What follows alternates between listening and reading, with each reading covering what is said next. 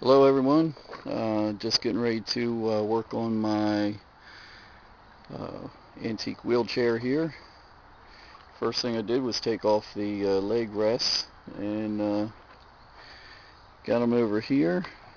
Um, this piece had some some water stains, so I sanded it down and I hit it with a little coat of polyurethane.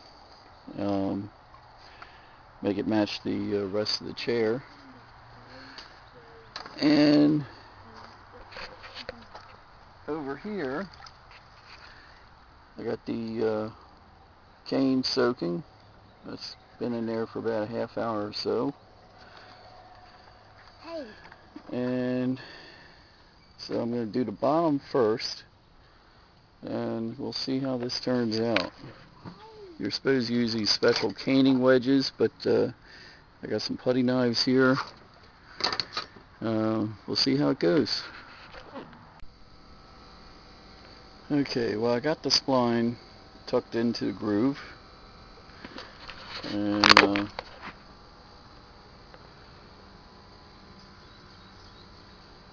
lined up the holes. Tried to make everything nice and square.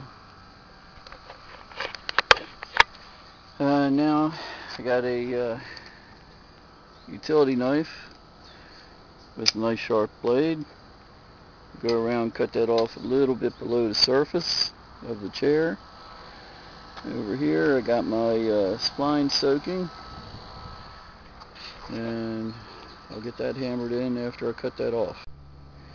One thing about this spline, when you get it, sometimes you don't get one continuous piece. This roll here is a continuous piece, but this one here is made up of two pieces. For the seat has rounded corners, so I want to use a continuous piece for the seat. I can just go right around those rounded corners. Up here on the back, you can see that they're not rounded. The groove's not rounded. It's 90-degree angles, so that'll be four separate pieces there. So I'll use this one for the back. Okay, well, that was a little harder than I thought it'd be. Got the edges all trimmed off.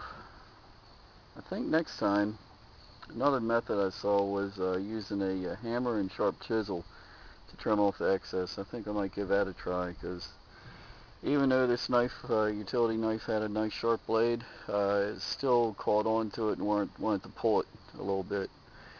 So for the back, I think I'll try using a hammer and sharp chisel. So now, next step, wood glue. I'm going to put a bead all the way around that channel, and then I'm going to tap in the spline. Let's see how it turns out. Start in the back, go all the way around, and cut it all flush with each other, and hopefully it'll turn out. Here it is, and you know, I'm really happy with how this turned out. This is the first time I've done this, and it was pretty easy. I think anybody could do this. I think next time I'll use a little more glue. I don't think I put enough down in that groove. I would have liked seeing a little more squirt out when I put the caning in. The spline, I mean. If you notice this spline, it's got like a wedge shape, and it's important to get the right width to go in the groove here. So measure your groove. This was a 1/4 inch, I believe, but it comes, you know, 2/8. So 2/8 is 1/4 inch, but 3/8, 1/8. You gotta have the right size.